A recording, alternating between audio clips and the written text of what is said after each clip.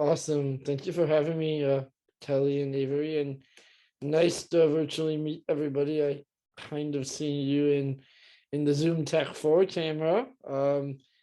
Happy Saturday, happy July. Like Kelly and Avery said, my name's Stevie Hopkins.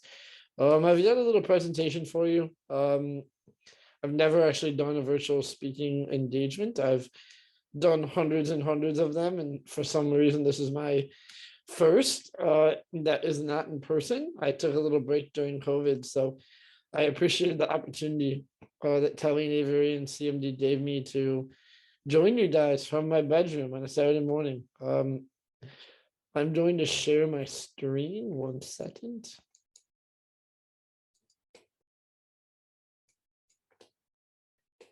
Are you good? Can you guys see my screen? Awesome. I see somebody nodding their head. But yeah, so I'm Stevie Hopkins. I turned 39 last week. I live in Batavia, Illinois. I grew up in the Chicagoland area my entire life. During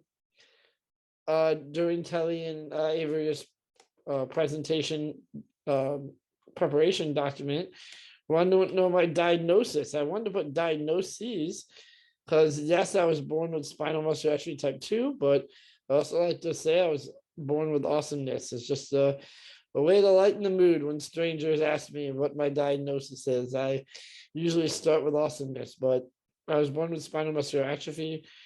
If you're not familiar, there's 4 types. I have type 2.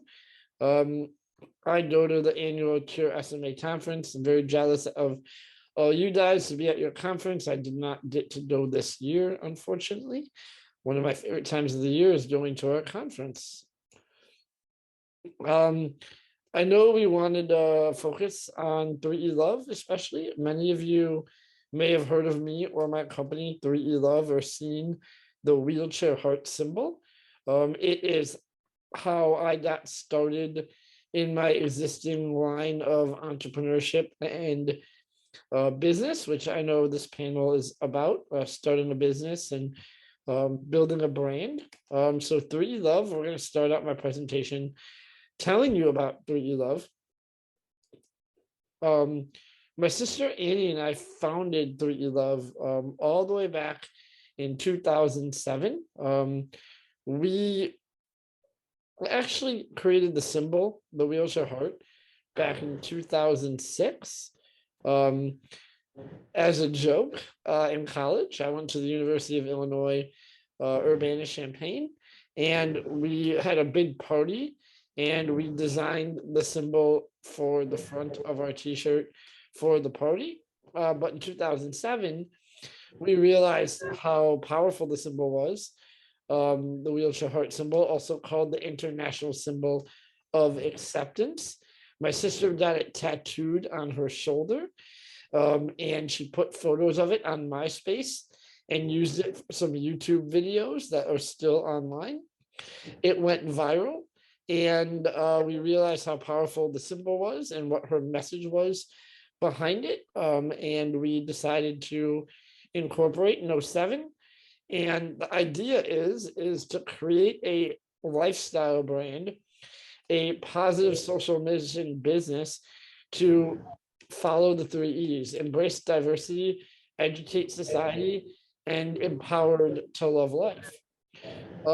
It in the very beginning only started out as a very, very small Chicago-based disability, basically pride clothing brand. But now, 15 years later, it is definitely an international movement.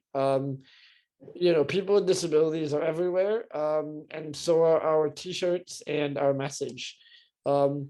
It's not on this slide, but I have, since starting 3E Love full-time in 2000, I believe 9 full-time, correct? Yes. I have sold well over 100,000 shirts to 40 different countries. It has been wildly popular, successful, very, very blessed and grateful. This is a little bit more about the beginning of it. Here's me and my sister Annie in my college girlfriend's apartment. I don't know why we were there, what we were doing. I think we were going to a concert actually. Now that I'm, yep, Fall Out Boy. We're seeing Fall Out Boy at the Canopy Club in Champaign this night, I believe. Um, but yeah, it started sometime in like 2004, 2005. Annie created the symbol for a dorm T-shirt. Um, Annie was a community health major, very interested and passionate about disability studies. Like I said, she got it tattooed on her shoulder, and friends, family, and peers in the community, disability community, on YouTube, MySpace, etc., viral. Annie moved to Chicago in 2006 from Champaign. I moved back home with my parents in Batavia. I was a fifth year graduate senior. I graduated with 2 degrees, one in finance and one in business administration. Annie graduated the same year. She was 15 months younger than me, and went to the University of Illinois Chicago to pursue independent living as well as a PhD in disability studies. Um, there, she found her calling definitely as an advocate and like a local regional disability leader. I worked full time in investments, financial planning, and I had part time jobs in local music scene. I was a concert promoter, booking agent, record label owner. I worked around the clock between my day job and my night job. Um, Eventually, our goal was to sort of combine forces, move in together, and do 3E Love full time. Because we started to see the progress we were making in 2007, 2008, when the wheelchair heart symbol really became a symbol that represented the disabled community in Chicago. I mean, it was everywhere. We couldn't get away from it, and it happened very quickly. It was quite inspiring. Um, a little bit more, we incorporated, like I said, in '07. 3E Love LLC, we legally protected the symbol. It is a trademark, it is a copyright. Annie kept working towards her PhD. Like I said, it was our placeholder for a future together. Um, and we ironed out the mission. We had a few different T-shirts, buttons, stickers, etc. I was still living with my parents until, well, I still live with them, but it's a different arrangement now. But I um, grew up in Batavia. I'm still in Batavia. Annie stayed in the city. We worked together. We met up for events. We promoted online. I set up the website. I used my income for my day job. She was a starving PhD student. I was using my income to fund the business. Um, Unfortunately, in 2009, my sister Annie, she went into the hospital for a really, really simple procedure. The doctors unfortunately did not do it correctly. That led to an infection, and she passed away in 2009 at the age of 25. That was really, really obviously unexpected, startling, devastating for me and my family and the Chicago disability community, where she was a huge part of it. And her story and her work in advocacy had really just begun.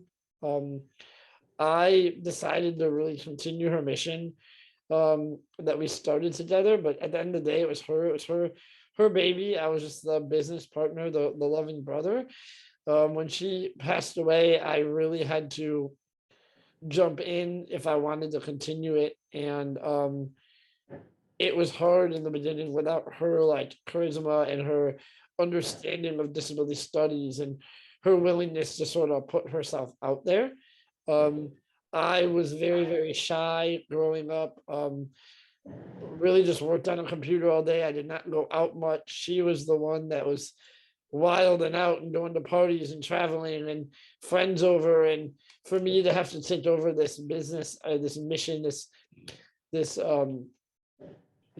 giant thing, it was very, very challenging for me. But friends and family inspired me. They pushed me. They motivated me.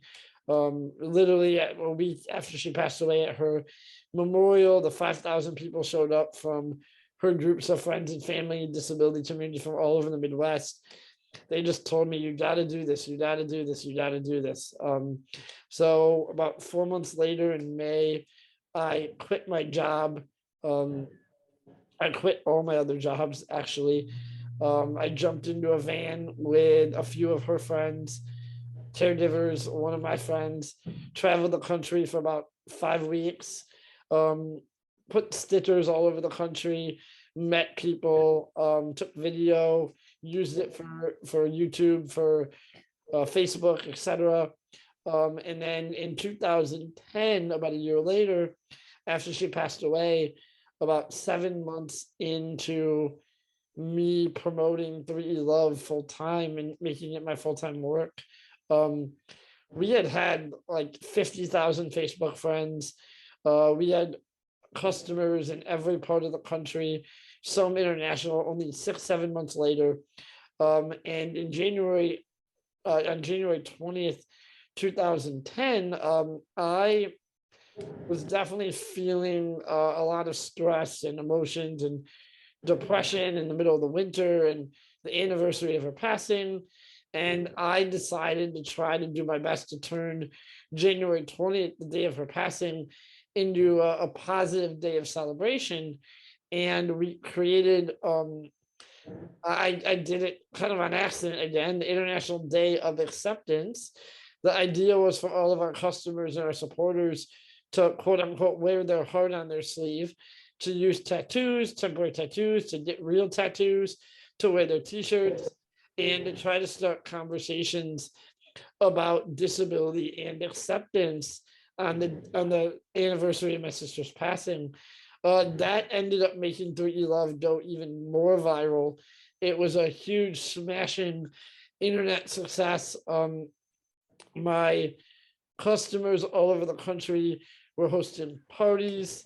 Now, 12 years later, we've done it every single year.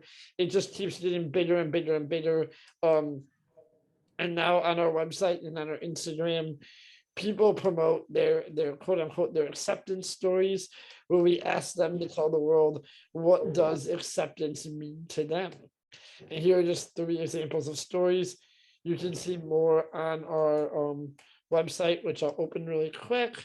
Yeah, we have all these stories that are driven from our Instagram. People use the hashtag. This is one of my employees at my company, Sam. He has a disability. So his mom, Carrie, who's also an employee, wrote a story about, Sam. I'll read this one. Almost 6 years ago, my son Sam was aging out of the school system. Sam is nonverbal and autistic with moderate cognitive challenges. He had been working as an intern at 3E Love, so I decided to call Stevie, the co-founder and CEO. We had never met, but I explained the circumstances and asked if Sam could continue to volunteer at 3E Love. Stevie told me no, he did not volunteer. My heart sank because I thought this would have been the perfect way to keep him engaged in the community. He did not want Sam to volunteer. He wanted to hire him.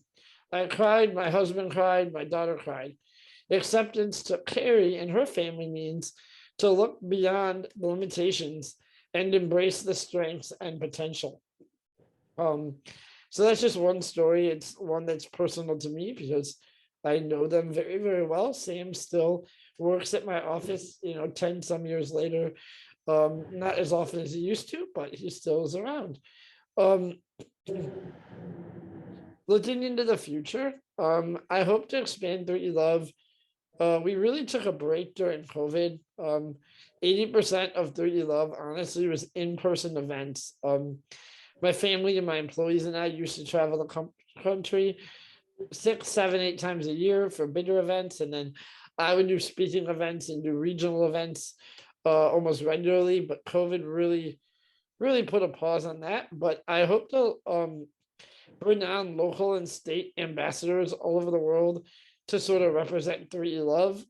I can't be everywhere. My employees can't be everywhere. I'd like to start an entrepreneurship incubator program for young people with disabilities where we fund their ideas and strategic partnership in order to help them build their businesses and their entrepreneurial endeavors.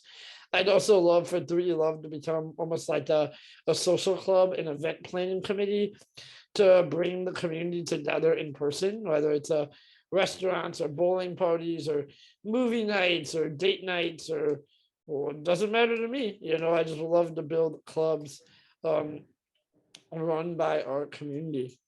Um, Entrepreneurship, expanding on the lessons I learned with 3E Love.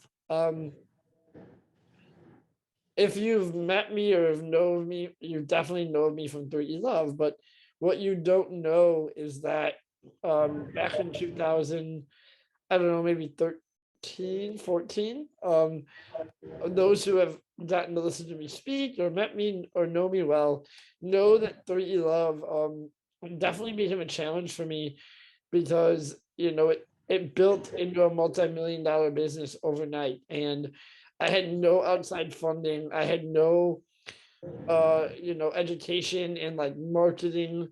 I really struggled to keep it going at the same pace, and it became challenging for me emotionally to connect it with pretty much my financial independence, my livelihood. It was my sister's story, it was my family's story, and I really wanted to diversify. I did not want to sort of only do 3E Love the rest of my life because if it was only a business to me, then maybe it would lose its meaning. And I started to feel like it was already losing its meaning. So I set out on a quest to diversify. Um, I've always been an entrepreneur. I had a paper route when I was 8 years old. I started a web design development company in high school, continued it into college. During college, I started a company to sell your college books without having to go to the bookstore. And it was doing very, very well. But the University of Illinois threatened to expel me if I didn't stop promoting it on campus. Um, I was a concert promoter. I started that in college. I continued that after college with my friend Chris. We were doing 200 concerts a year in 6 different states in the Midwest, all out of our bedrooms. Very, very little legitimacy, but very giant concerts. Some of the people we've worked with are massive arena superstars today. I owned a record label. I had 2 bands that traveled the world, did very, very well in Hot Topic, big magazine coverage. One of them opened for Fall Out Boy. I was a booking agent. I booked tours. I was a financial planner. I'm a technology innovator. I am now somewhat of a quote unquote influencer, if you want to say that. Don't like the term, but I definitely do a lot of speaking engagement around my story. Um, this is a photo of me. I wasn't really using the pallet jack, it was a prop photo. But I had a giant project, which I'll tell you the rest of my story next, but I'll explain this photo more once you hear the rest of my story. But I've always been an entrepreneur, so diversifying 3E Love into more was very, very easy for me. It came natural. Before I jump to the next slide, I started out, so 3E Love in 2013-14, we printed all of our own t-shirts in our building. We had our own graphic designer. We had our own shipping department. We were not outsourcing 3E Love. It was all me and my family, my friends. My cousin printed the t-shirts. And we had our own warehouse, and it kept growing and growing. We had about 10 full-time employees probably by 2013. I also started doing speaking engagements as sort of an entrepreneurial activity back in 2010-11. People just started asking me about speaking. I am not good at saying no. Just like Telly and Avery, I would never say no to them, but I pretty much say yes to everything. I get an email, I'm like, sure, why not? Let's go. And that turned into speaking events all over the world. I've traveled internationally. I've done high schools, colleges, businesses. I've done conferences. My definitely my biggest speaking event I've ever done. If Kelly and Avery send you this presentation, there's a link. The school that my sister was a PhD candidate at, they invited me in 2018 to be their commencement speaker. It's on YouTube. Um, I gave a commencement speech to about 10,000 people. Um, it was wild to be on stage in front of 10,000 people in a basketball arena, having to give an 11-minute speech, no shorter, no longer.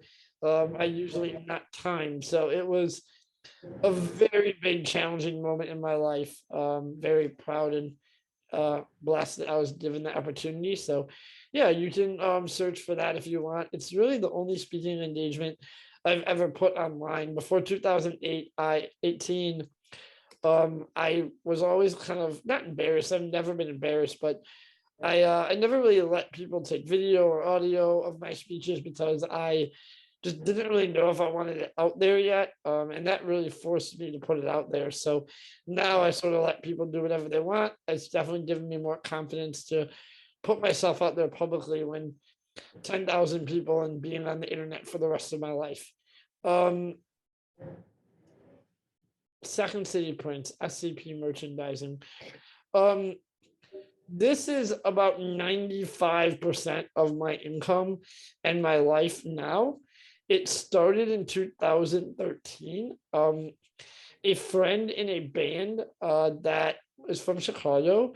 If you listen to like pop punk, Warped Tour type music, if you've heard of the band Knuckle Puck, um, they are friends of friends. They asked me if I could print T-shirts for their small tour with another band called Real Friends.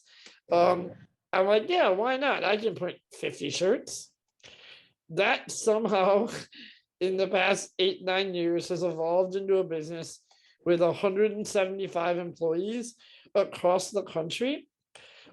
We support over 500 artists, YouTubers, TikTokers, businesses with all their merchandising. I used to only have 10,000 square feet of warehouse. Now I have 310,000 square feet. We do their e-commerce, their online shipping, fulfillment, touring, retail, in stores. Um, we dropped the word Prince from our name and Second City and rebranded as SCP Merchandising because now we're a global brand. We are the largest independent merchandising company in the world for the entertainment industry. Current clients include Mitski, Keith Urban, Charlie Ray Jepsen, Louis the Child, Freddie Gibbs, Markiplier, Crank Gameplays, Jacksepticeye, Too Mad. I could go on and on. I don't even know them all now that my employees handle it. And then if you get this presentation, there's a learn more button um, to our decks of different things that the company does. I thought I'd just scroll through this really quickly if I can figure out how. 1 second. But just to give you an idea of some of the really cool things that I get to do in my life now, we do creative brand consulting, decorated apparel, record release management. That photo earlier, I had 20,000 vinyl records to ship out in 2 weeks. So all those boxes were vinyl record boxes. We do retail merchandising, Hot Topic, Walmart, Costco, Urban Outfitters. We do web design development, e-commerce, tour merch and logistics, international merchandising, vinyl and CD manufacturing, clients and alumni. Yes, that is Billie Eilish. I had the honor of getting to know Billie and her family all the way back in 2017 when literally no one really knew who she was. I was able to build her entire brand for her, design her logo. I did her merch for about 2.5 years until Universal Records paid her like $40 million to leave me. But her and her family are still friends. I still work with her brother Phineas. Yeah, really quickly, I'll scroll, just give you some ideas. We do design work, so we get to design T-shirts and merchandise. If any of you have heard of Unis Honest, which is a YouTube channel that was alive for 1 year, it was the biggest campaign in the history of my company. Not legally allowed to tell you how much money we made. We signed very strict non-disclosures, but it was the biggest merchandising campaign in the history of YouTube. So we got to do that. We work with this guy named Cavetown, Grayscale. So we do a ton of really awesome design, um, decorated apparel, screen printing, specialty. We do embroidery, cut and sew, fashion. Um, we do all these random tchotchkes. I've done, breath mints, bags, lip balm, all sorts of stuff. Bobbleheads, vinyl, CD. Yeah, all really cool stuff. It's really an awesome, awesome job. Um, now that's really big. I am funding and bootstrapping a Web3 NFT company. I've been working on that for about a year and a half. I got into NFTs and crypto back in 2017. NFTs in very, very late 2020. And now I'm building a city in the metaverse called Dropolis, where we are going to be, we believe we already are, and as long as we continue going quickly, we will be the first platform that attaches merchandising to the blockchain, bridging digital and physical worlds. Um, Kelly and Avery asked me, some thoughts on guides to building a business. Every business is different, but I'll just read this. The best businesses and the most rewarding ones are built from following your heart and coming up with ideas and innovating around your passions and your hobbies. For me, I've always loved music and everything to do with pop culture. As a disabled person, building something within that community was also very natural for me with 3E Love. Friends and family did not always really believe in the ideas my sister had or I had, but we worked really hard to just build something that we were having fun and enjoying doing within spaces and communities that we understood. As you can tell from my story, that has been a consistent theme for over 15 years, just following my heart and doing things that I enjoy and being a part of communities that I love. Building and innovating around passion, and then just having faith. It wasn't always a full-time job or a paid job. In fact, I don't think I took my first paycheck until 2017 because it takes a long time to have a successful business. But all the hard work paid off, and I was able to find success as an entrepreneur. Thank you for your time. There's a photo of me being ridiculous drinking a giant milkshake at Oberweis. I think I will, that's the end. I'll stop my screen share. Yeah, hi. So that's just a little story. I wanted to go quickly through it so that I could tell you a little bit more that wasn't on the presentation and then open it up to any questions. I'm a firm believer that the only way you learn in life and you take it to the next level is either asking for advice or asking for help, or just asking people about their stories. We learn best from others. I'll go back really, really far in time just to give you a little rough outline of my story. That wasn't on the presentation, and then I'll open it up to questions to Kelly, Avery, or anyone in the room. I was born in 1983. My sister and I were both diagnosed with muscular dystrophy, spinal muscular atrophy in the first 2 years of our lives. I was diagnosed at 17 months. She was diagnosed 4 months later. We always grew up together, did everything together, even though we didn't really want to. I'm sure some of you have siblings that you had rivalries with growing up. My sister and I definitely had a rivalry. We did everything together, though. We ended up, I was really, really into music, a lot of video games. I played EverQuest, World of Warcraft, Counter-Strike, all during the early days of that video game in high school. Um, Back in the 90s, I was very into the internet from literally day one. When I was like 8 years old, 9 years old, my parents got me a Mac. I had the internet, AOL, very early, taught me a lot about the internet. That's where I started all my businesses. Um, I often say that if I ever wrote a biography, it would be called "The Internet Saved My Life." Um, I definitely have built my entire life around the internet. It has opened the door to business and life and love and friendship and everything I have. Um, I graduated high school in 2001. My hobbies then were concerts, listening to loud music, reading books, video games. I went to the University of Illinois Urbana-Champaign. Um, I don't know the age range of people in this room, but if you are in middle school, high school still, and you're looking for college opportunities, definitely look at the University of Illinois. They have the most prominent, impressive program for people who have disabilities who need full-time care. I lived in a dorm for people with disabilities. There were about 20 of us, all wheelchair users. Most of us had muscular dystrophy, cerebral palsy, or spinal cord injuries. And we had caregivers around the clock that were helping take care of us. We had to schedule or caregiver schedule everything. It taught me a lot about independence. That is really where I made most of my friends with disabilities. Before college, other than going to muscular dystrophy summer camp, I really didn't involve myself in disability. So going there definitely opened my eyes to other challenges and other diagnosis and different situations, and taught me a lot about myself to learn from other people. Um, I had a really fun college. Did everything that college kid's supposed to do, whether or not you have a disability.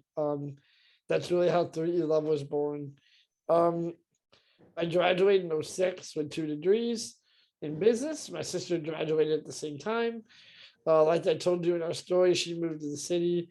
I stayed in my family house in Batavia in the suburbs of Chicago. And then the rest is history. Today, I don't get out as much as I used to. COVID definitely put a damper on things. I'm starting to go out again. My girlfriend and I have an apartment together. I try to go out with her, do things. We are just starting to get back out. I've been going out to play poker again. I love playing poker. It's probably my main hobby. I have a bunch of friends who play professionally. I'm going to start going back to Vegas again, probably later this year, next year. I love to play in tournaments when I can. Um, I still play video games. I play Civilization 6 addictively. It's like the only game I love that I don't have to use a keyboard. I can't type anymore. I have a full-time caregiving schedule that I manage. My girlfriend Jessica helps me with it as well. She runs it. And we have, I don't know, 6 full-time employees in the schedule. And some are typists, some are caregivers only, some are combos. I can't type anymore, and my business is way too busy to be built off of dragging dictate. So I have full-time typists around the clock. I work 6 to 7 days a week. Try to work shorter days on the weekends, but on the weekdays, Monday through Thursday, I work 10 to 12 hours a day. I worked in my office or my home, and yeah, that's about where I'm at with life. So I guess I'll take a breather. I'll hit pause on my audio, and Avery Telly, if anyone has any questions, or you guys are more than willing to literally answer anything. There's not a question I've not been asked in this world that I've ever turned down. So whatever you want to know about my life, my story, business, I'm here for it. Thank you. I will start it off with our Q&A. Stevie, what do you think has contributed most to your success? Yeah. I honestly tell people, and this is kind of a wild answer. It's very contrarian that people like don't understand, but I think the people in this room will understand. I think my disability most contributed to my success because I was born with it. I had challenges from day one. I've never walked. I've never really been able to feed myself since I was what 7 years old. Um, and just overcoming the daily life challenges, business has been easy. I mean, honestly, like I've had bigger challenges than what business has presented me. And I've definitely been presented a lot of challenges in my business. But I think just kind of being conditioned for challenges and stress and all the healthcare scares and caregivers not showing up and having to hold your bathroom for 5 hours because you're alone. Like, honestly, those little things that are big, but they become little the older and older I get. I think that really conditioned my mind, my mental health, and just my attitude towards life. So that's been a big thing. And then the other thing was just what I talked about in my presentation, which was um, passion, passion, passion. Like I've always done things I was passionate about. I've never, well, except for financial planning, that was boring as hell. But music, entertainment, YouTube, TikTok, pop culture, disability community. It's like I know and I love all those things. So building a business around it is even easier when you know and you love it and you're willing to be up till 3 a.m. launching a website because you love it. So Can you talk a little bit about your support system? Did your friends or family support you in your entrepreneurial endeavors? Or do they think you're crazy for aiming so high and doing so much?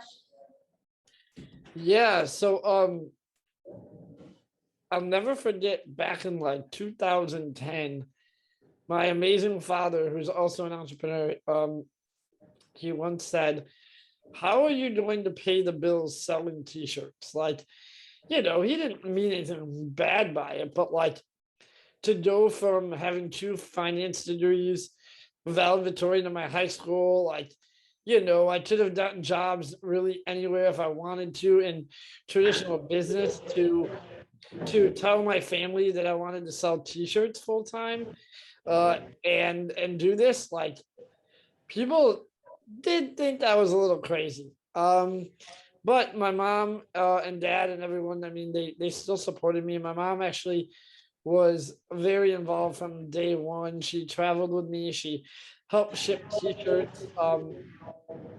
During the early days when I couldn't pay my caregivers more than like 10 to 12 bucks an hour, they were doing everything from shipping t-shirts to traveling in the van with me to going to events to literally, like, I mean, if it wasn't for my mom, my dad, my family, my cousins, my caregivers back in 2009 to 2013, when it was like all hands on deck living out of a van, I would not be anywhere today. They didn't get paid anything really relatively. Some of them worked for free. And then, now that's still the case. My support structure is still my friends, my family, my caregivers. I've structured it better. So it's more routine, it's scheduled. I have my schedule a month and a half out in advance. My mom and my partner, they sort of do the backup if anyone cancels or is sick, especially during COVID. um, I've had to be flexible with remote typing. I have people tap into my computer from their homes. I run the mouse, they type from their bedroom. We use Audio Connect. They just listen to what I type. So I've had to just get flexible, and my support structure has been very amenable to what I've needed to survive and continue my business. My employees who aren't my caregivers, they also have worked their asses off tirelessly for me. I mean, it's really a cool story. And what do you think has been your biggest challenge over the year in your business career? Um, I'd say three things stand out. Like Like if we're talking specific challenges, three things stand out. There was a band called Brand New. They're like the legendary pop punk progressive like alt rock band. That was one of my favorite bands growing up. I landed their contract in 2017. They were like 40% of my revenue, and then they got canceled because the lead singer did some very unsavory things when he was younger. It really, really hurt my business because I built my entire business around that band. And then other bands in his network also got canceled, and they were also my clients. I had to diversify out of that world, the pop punk, like work to a world very quickly. And I found Billie Eilish. I then built my business up even bigger because of her. And then Universal stole her from me. And then I had to start over all again. No, not really start over, but it was challenge number two to lose the biggest pop star in the world um, to a competitor. Then I found YouTuber Crank Gameplays, Ethan Nestor. When he was very small, worked with him. He introduced me to Markiplier and Unis Honest. Honestly, Unis Honest saved my business in COVID. I mean, if it wasn't for Unis Honest, there's a very good chance I would have had to have laid everyone off, maybe even done bankrupt. And that was the biggest challenge of my life was riding the wave of Unis Honest. We had to hire like 50 employees in 2 weeks and rent a fourth warehouse, and it like destroyed and saved my life for about 6 months. It was exhausting. I still have not recovered, to be honest with you. It was the wildest year and a half of my life was fighting COVID and fighting the Unis Honest hordes all over the world. So naming all these big celebrities and bands and things, do you ever have a pinch me moment getting to work with such big names? Yeah, I've had so many pinch me moments. I will never forget going to Billy's pre-Lollapalooza private VIP party at the House of Blues. It was like only 800 people, like VIP ticket holders, and seeing her in front of like less than 1,000 people when she was at the top of her world, and like watching that energy from backstage was just like, what the hell am I doing? How did I get here? And then just literally the next day, her being the headliner of Lollapalooza in front of like 100,000 people in Grant Park, and just watching all those people in the audience wearing the shirts and the hoodies that like I designed and I sold them and shipped to them. Um, that was a really, really big one. The Unis Honest, November 13th, 2020, the very last day of the channel. We did more revenue that day in 24 hours than we did in 10 years as a business. And it was literally just every hour watching the orders come in and just being scared to death of what was going to happen to my life and if I could handle it. Our bank account got shut down, our PayPal got shut down for fraud. The banks didn't believe that we could have made that much money in one day. And then at 11 p.m. Central Time, Mark and Ethan invited me onto their live stream to like say goodbye to Unis Honest, because I was like their merch guy that they had talked about during the year. And so I had a big Twitter following from them. And they put me on their live stream in front of 1 million people live on the internet. And it's just like, again, what is going on in my life? I just sell t-shirts for a living.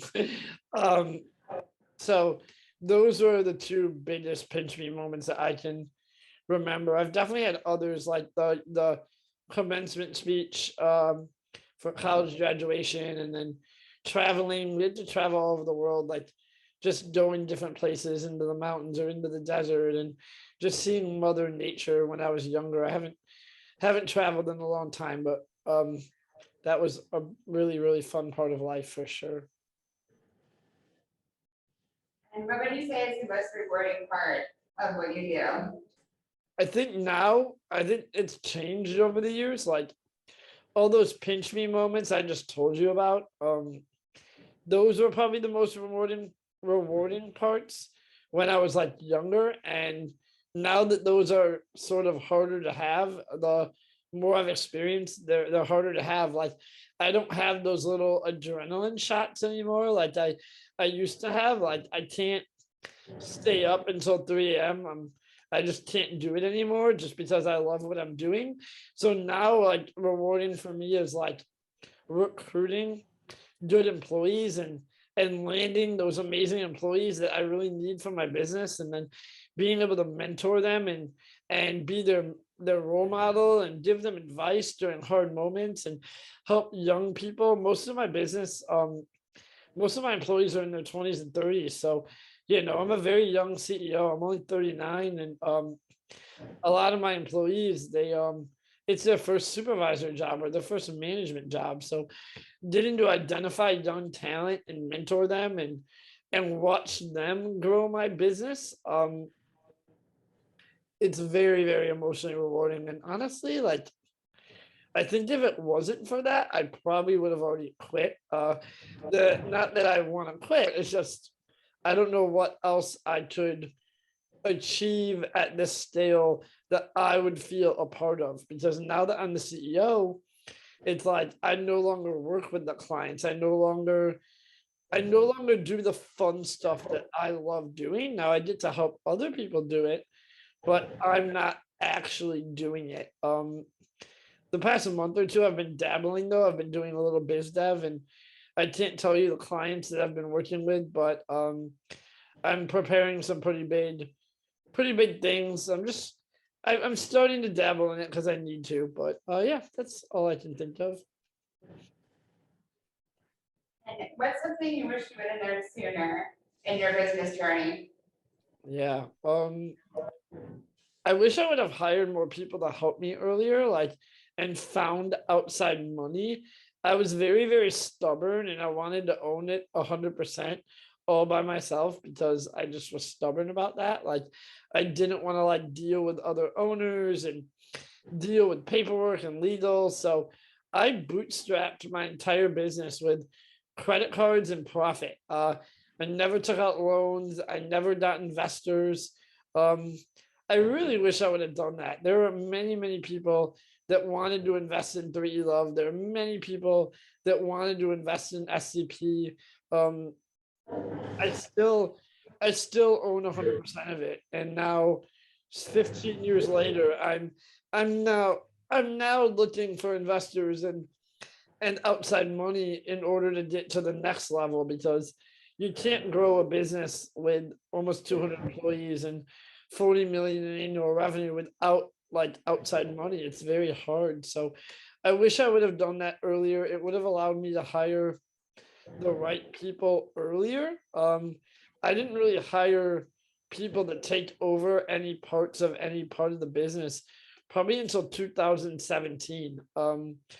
I was the production manager, I was the payroll guy, I was HR, I was marketing, I was social media, I was account management. Like I did everything, and I had just like a bunch of assistants or people that did the physical stuff that I could not do, but I should have delegated more of the administrative business stuff way earlier, and I think I would have way more hair on my head, less stress, and the easier life earlier in my life. We'll wrap it up here. One final question. Can you leave us with some words of advice for, you kind of already touched on this, but for anyone with a person with a disability looking to pursue an entrepreneurial career? Yeah, I would figure out a few different areas that you enjoy, that you understand well, and that excite you. a lot of people that say they want to start a business, whether or not they have a disability, they just say, I want to start a business. That's all they say. They want to be a business owner, but like, what does that mean? And you don't really even know what it means. Like your goal should not be starting a business. That is a bad goal. It is a dangerous goal. You just end up starting business after business after business. So wait until an opportunity comes to you, whether it's with a business partner, a friend, a family member, maybe it involves a hobby. Start small with just something that you understand, and find a partner or a support system if you can't do it by yourself. Don't be stubborn like me. And definitely do it the right way early on. Don't play games with like incorporation or taxes, and like research everything. I never tried to play games. I just like always followed my heart. I really didn't give a what about like looking into like how to do things. I just, oh, I want to start a record label. I'll buy albums and put a website up. Like I didn't really dig into all the like proper steps. I was more of a gunslinger. It ended up working for me, but that usually doesn't work. So do things the right way. Ask other successful business people for advice. Find websites where you can read all the ways to start a business. Get your federal EIN number. Open up a business bank account. Like, make sure you get paperwork. Like, just do it the right way. It'll save you time later. And if you're able to get money from a friend or family or an investor, even if it's only, $5,000, $10,000, that'll also help you hire people early on to help you like do the things you don't understand. So like for me, if I would have hired people for marketing early on, 3E Love would have been way bigger than it is now. But I wasn't, I was a I was a visionary marketer, not an executor. So I definitely needed help like executing on all my wild ideas. So yep, that's my advice. Do things the right way. Start small, start slow. Don't make your goal, I want to be a business owner. Make your goal, I want to open up a t-shirt company. I want to open up a website development firm. I want to be a freelance graphic designer. Like make your goal something tangible. That's don't have a bigger goal than that. Sure, is there any questions down the audience that anybody wants to ask me? I wanted to ask, before you have enough time to actually have a full-time job, how would you best recommend or mark, I'm in high school, for example, but I've always wanted to start a business and branding and social media stuff. I don't necessarily have the time because of school. Yeah, I mean, I don't know if you follow any like YouTubers or like influencers in the business space, but I would highly recommend you follow a guy named Gary Vaynerchuk, Vaynerchuk, also known as Gary V.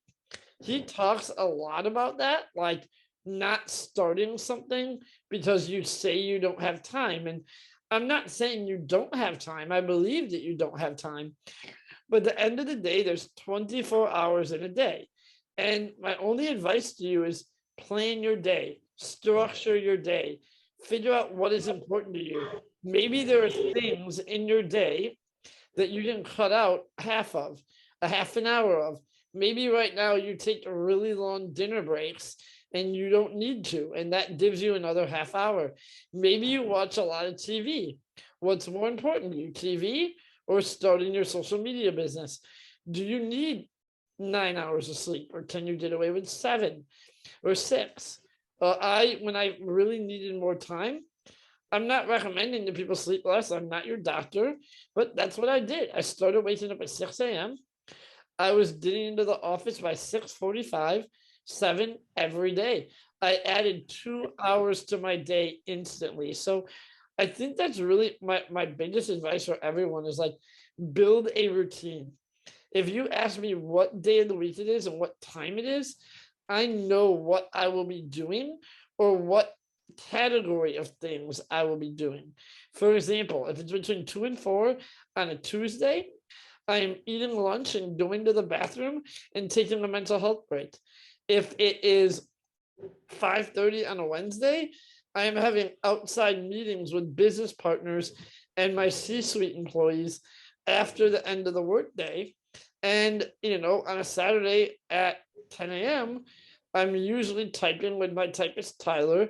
I work until about 1 p.m. I mean, my life is structured. And that is the biggest advice I can give to anyone in life, especially with disability. Routine and structure, routine and structure. It'll open up more time and it will make you healthier. I promise you. I've never been healthier since when I started a routine because it's like it forces me to eat meals most of the time and get on a right sleep schedule and take my medicine. Like I know a lot of you have routines and you probably have routines maybe around your disability or your stool, but think of it as a 24-hour window. I did write books about this, but Gary Vaynerchuk definitely, I mean, he's got thousands of videos about making time for what you want to do. And unfortunately, sometimes it means cutting out time with your boyfriend or your girlfriend or your parents or TV or whatever. And if that's what you want, it's a choice you have to make. That's the only advice I can give you. You have to sacrifice a lot to start a business. It is a lot of blood, sweat, and tears. Awesome. Thanks so much, Steve, for your time. I really appreciate it. Enjoyed speaking with you today. Yeah, thank you, everybody. Nice to meet you all. And feel free to reach out to me on Twitter or Facebook. I'm very active. I answer messages from people all the time. So feel free to add me and say hello.